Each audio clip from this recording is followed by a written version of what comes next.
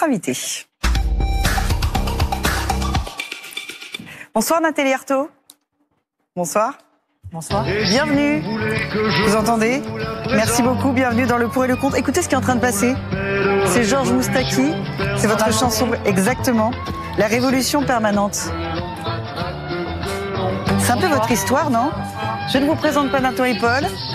C'est un peu votre histoire, non, la révolution permanente? En tout cas, c'est un formidable hommage à tous ceux qui ont envie, en effet, de changer la société, de la rendre plus juste, qui parfois, peut-être baissent les bras, mais qui se relèvent. Vous êtes infatigable, on va en parler dans quelques instants. Et une révolutionnaire qui descend aussi dans la rue, et pas plus tard que mercredi dernier, regardez. Parce que oui, il faut dire que ça suffit, toutes ces attaques contre les travailleurs, contre les malades. On va où avec tous ces sacrifices? Pourquoi reculer toujours et encore pour que les grandes fortunes passent de 100 à 150 milliards, pour que l'État achète plus de Rafale, plus de chars d'assaut? Je reprends immédiatement, c'était donc hier, jeudi, le 18 septembre, journée de blocage. On rappelle les chiffres de la mobilisation, entre 500 000 et 1 million de personnes dans les rues du pays. Vous croyez que cette manifestation, elle va prendre de l'ampleur et qu'elle va perdurer? Vous y croyez vraiment? Je l'espère en tout cas. Je l'espère parce qu'en effet, à un moment donné, il faut dire ça suffit. C'est le monde du travail qui est encore et toujours attaqués, donc ceux qui sont en activité, au chômage aussi, j'ai oublié les retraités, mais par tous les bouts, c'est des salaires qui sont insuffisants, qui aujourd'hui, vous vous rendez compte qu'il y a des femmes et des hommes qui travaillent dur et qui vivent la peur au ventre.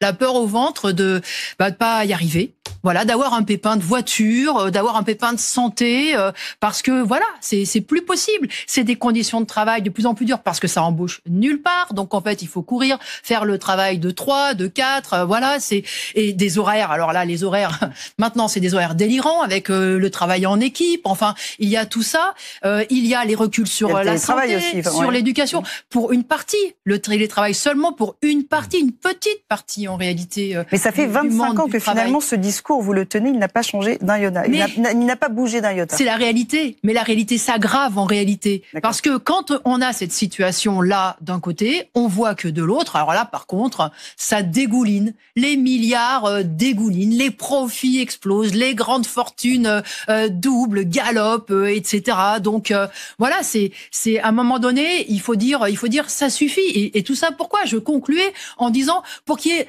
des milliards et des milliards qui s'accumulent à un pôle et que tout ça finisse par nous exploser à la figure dans une immense crise financière, si ça explose pas avant dans une guerre mondiale. Hein, voilà, c'est aussi ça. C'est que tous ces sacrifices mais pourquoi? Voilà, cette société, elle va où? Et là, ce qu'on constate, vous appelez à quoi? La révolution? Moi, j'espère, oui, qu'on arrivera à la changer du tout au tout. C'est quoi la changer du tout au tout? La changer du tout au tout, c'est considérer que il faut qu'on produise non pas pour enrichir une poignée de milliardaires qui ne font rien de leurs 10 doigts, mais qu'on produise pour satisfaire aux besoins de l'humanité tout entière, qu'on organise la production, qu'on arrête avec cette compétitivité, cette course au profit, mais qu'on planifie, qu'on arrête avec ce gâchis inouï. Donc, et ça, moi, ma conviction, c'est qu'en effet, seul le monde du travail en révolte est capable de le faire. Ça ne viendra pas d'en haut parce qu'effectivement, ceux qui ont le pouvoir, ceux qui dominent aujourd'hui, ça leur va bien en fait.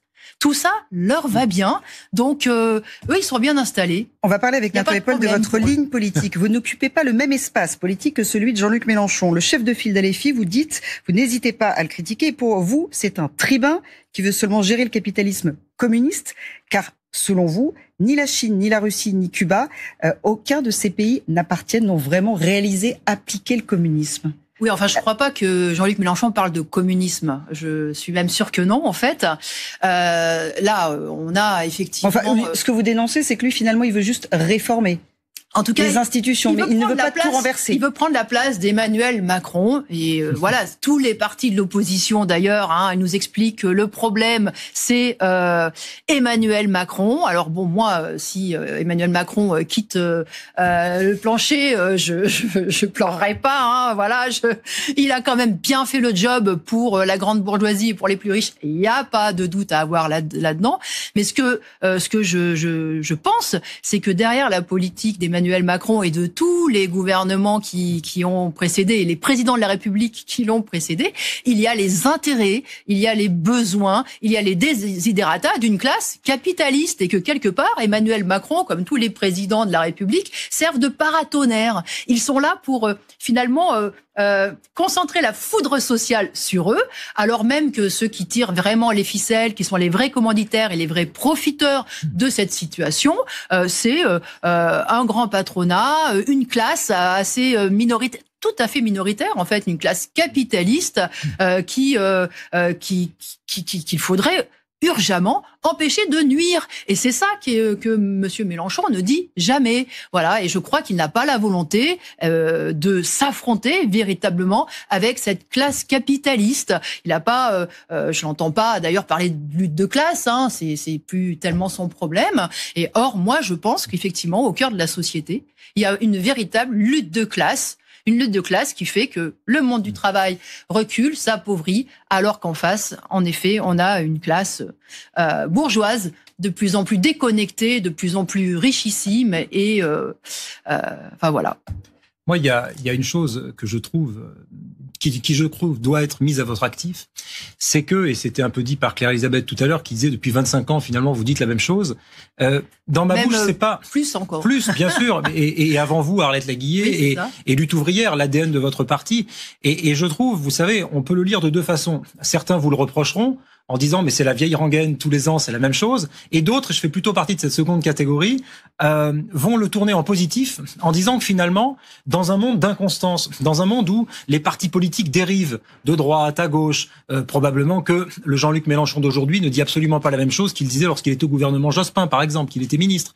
Le Parti socialiste aujourd'hui, on en parlait tout à l'heure avec Nathan, ne dit pas la même chose. LR avec Retailleau, c'est pas la même chose qu'il y a 20 ans, etc., etc. À Lutte ouvrière, vous êtes un parti qui n'a jamais varié, que ce soit dans votre champ lexical, que ce soit dans la dénonciation que vous faites du capitalisme, dans la doctrine économique. Vous nous parliez de la lutte des classes. Vous pourrez peut-être me répondre là-dessus, mais peut-être vous définissez-vous toujours comme marxiste, ou peut-être marxiste-léniniste, mais en tout cas, vous avez gardé un axiome idéologique qui est extrêmement construit, ce qui est assez rare à gauche, mais en parallèle, et là je vais être un peu moins gentil, le monde me paraît avoir évolué de façon très importante. Et donc, est-ce que votre logiciel, face aux nouveaux défis, à la révolution numérique, à la mondialisation, aux guerres qui menacent aux portes de notre continent, est-ce que vous vous dites pas de temps en temps, ce récit idéologique, cet axiome idéologique qu'on a développé, qui est structuré, c'est vrai, devrait être remis à l'ordre du jour, remis à la page, parce que finalement, on est un peu daté face au monde qui nous entoure.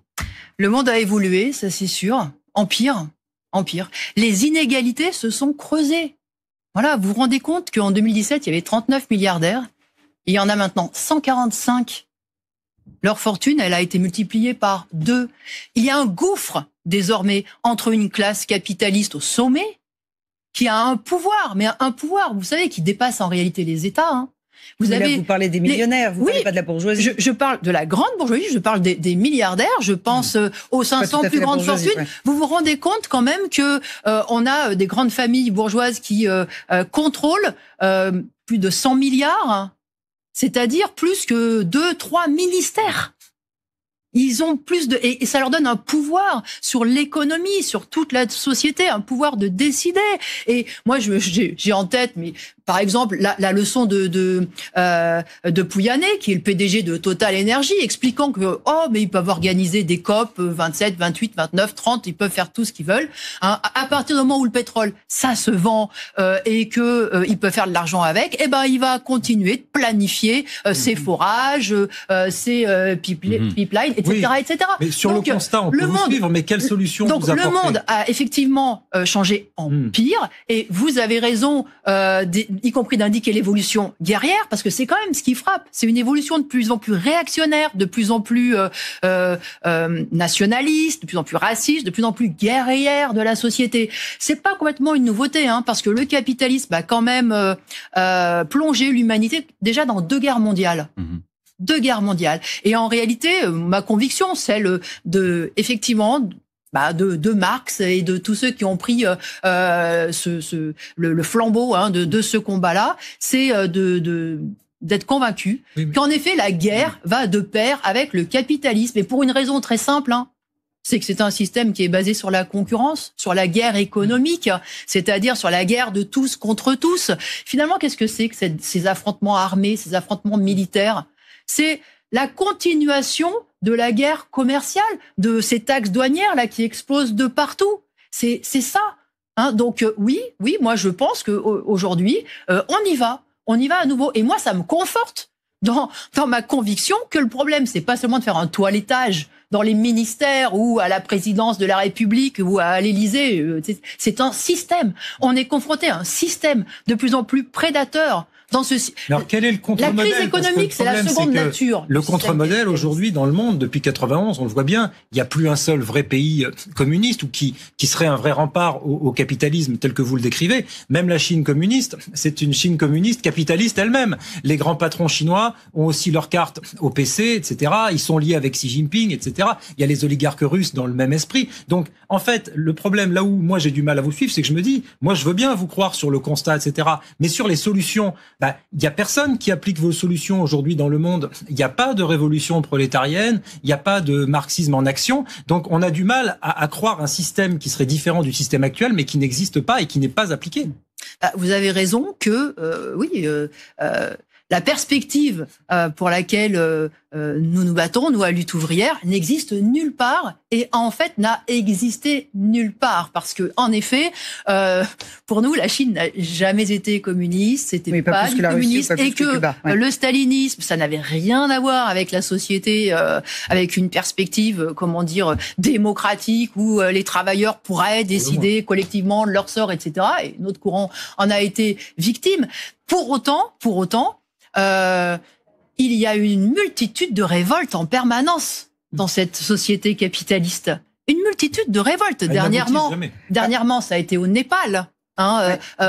Il y a quelques mois, quelques années, ça a été au Bangladesh. Il y a une multitude de révoltes, une multitude de révoltés qui régulièrement s'insurgent, essayent, tentent de changer des choses. Et là, oui, nous pensons que c'est y compris ce qui peut se passer demain. C'est-à-dire qu'on peut voir des explosions sociales à nouveau. Et moi, ce que j'espère, c'est que ces explosions sociales ne seront pas seulement des explosions de révolte, mais qu'elles pourront se transformer en révolution grâce au travers d'une conscience politique, justement. La conscience que les travailleurs peuvent organiser la société sur d'autres bases, en s'organisant eux-mêmes au travers de leur propre État, de leur propre institution. Scénario fiction, le peuple arrive au pouvoir, vous aboutissez à votre révolution et vous êtes aux manettes. Vous faites comment? C'est-à-dire que vous organisez des référendums? Comment vous faites, en fait? Comment vous faites fonctionner le pays?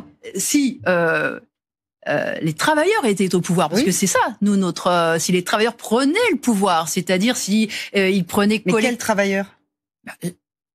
Regardez, vous êtes salarié de France Télévisions. Oui. Eh bien, vous pourriez finalement remplacer le conseil d'administration de France Télévisions, les salariés. Et oui, figurez-vous, les salariés avec peut-être aussi des représentants des téléspectateurs. Et vous pourriez organiser votre travail en fonction de ce qui vous semble être le plus juste, pour nous, le plus juste, le plus.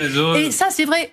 Mais dans les usines, dans les multinationales, dans les hôpitaux, nous pensons que ceux qui connaissent le travail, ceux qui savent le faire bien, et qui sont pas aveuglés par la course au profit, diriger, c'est autre chose, ce sont les travailleurs. Mais je pense que les travailleurs peuvent tout à fait dire, voilà la direction dans laquelle on veut prendre, peuvent décider ensemble finalement des grandes orientations. Mais pour décider, il faut avoir un chef ou une hiérarchie. Pour décider, non. On décide. Au bout d'un moment, il y a un Vous avez une question, on peut chacun donner notre avis. Évidemment, ensuite, il faut s'organiser et il faut le mettre en œuvre. Mais là, oui. C'est pas gagné, quand même. C'est pas gagné. Moi, je ne vois pas d'autre issue à la société, à vrai dire. Je vois pas d'autre issue à la société.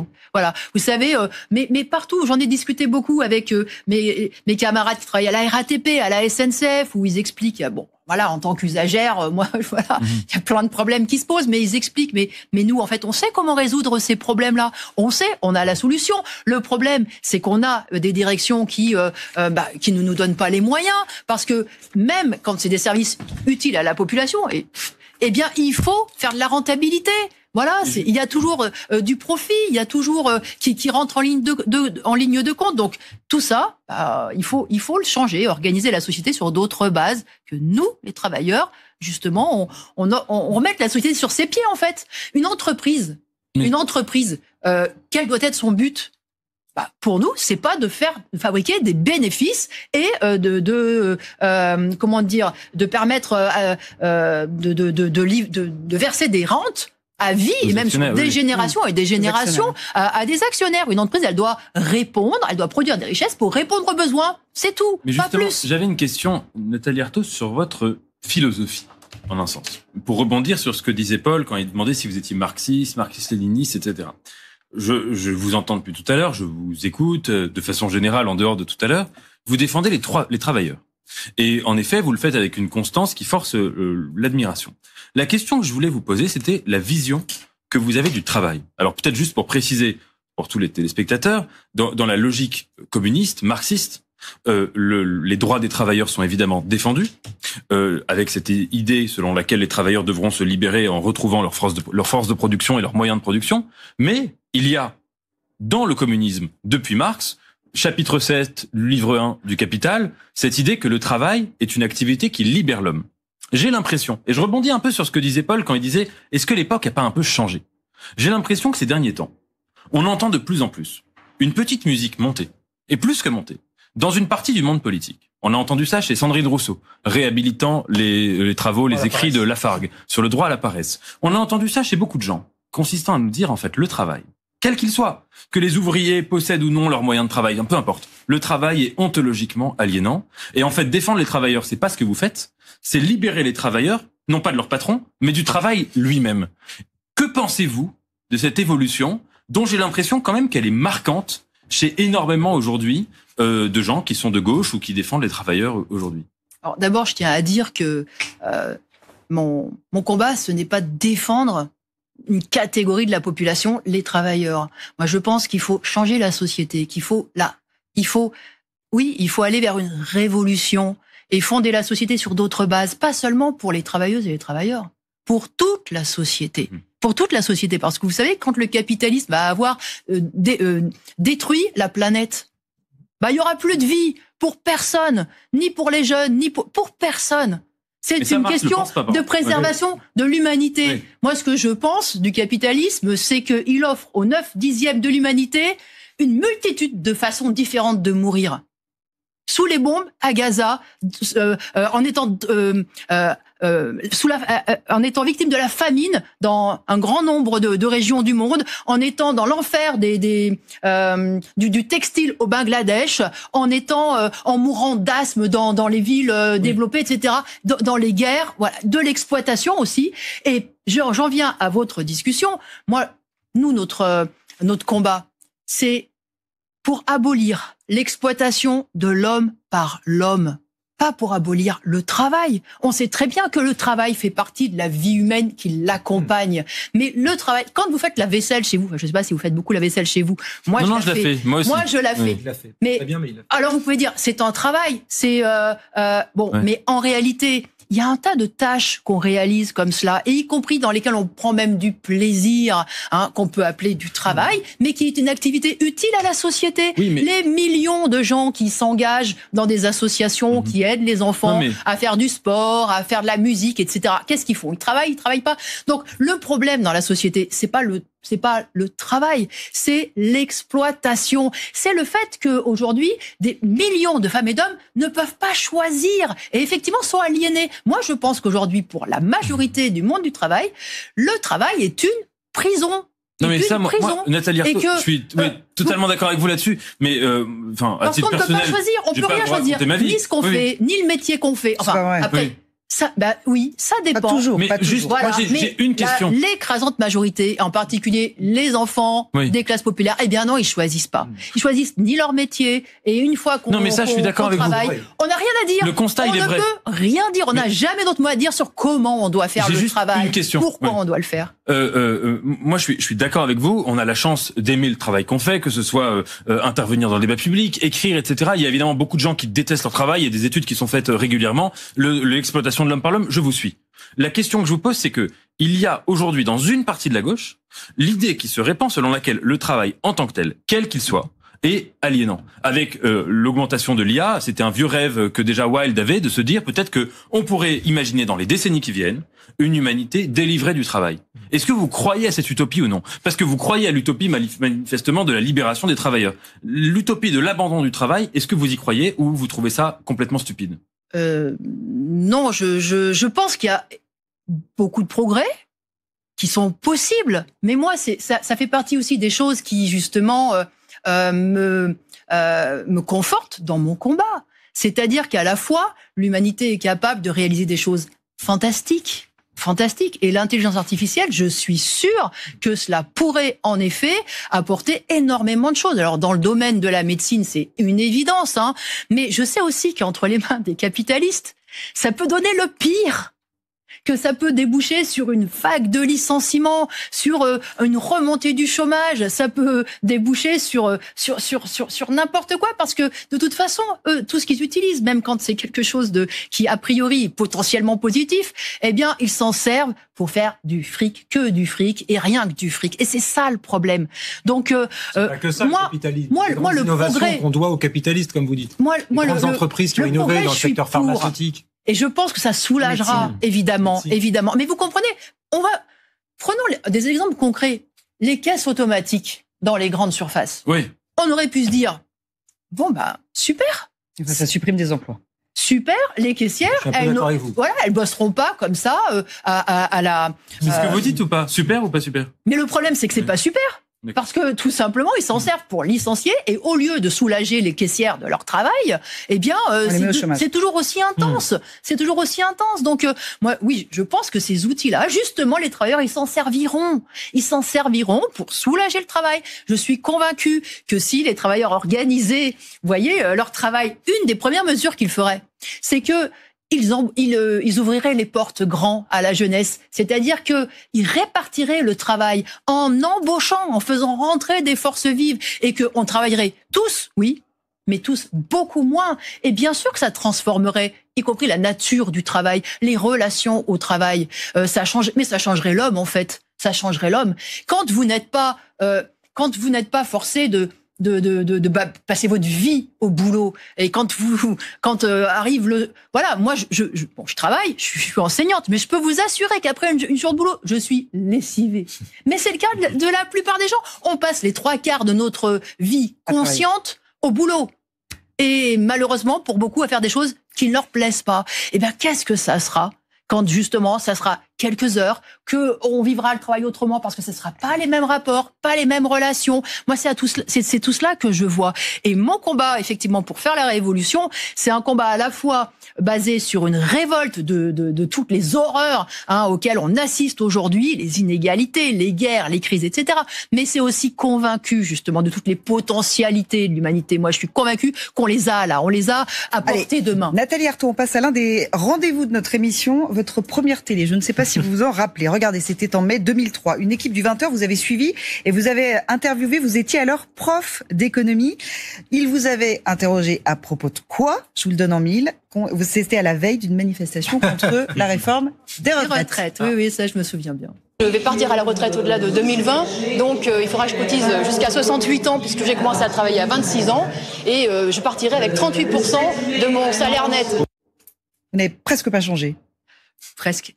Même discours, en tout cas, même fougue. En tout cas, voilà. Moi, et le combat. Moi, j'ai une toute petite question subsidiaire. Vous avez été depuis 2003 3 fois candidate à la présidentielle. Est-ce que cette année, en 2027, vous allez de nouveau porter cette voix, la voix de votre parti au présidentiel?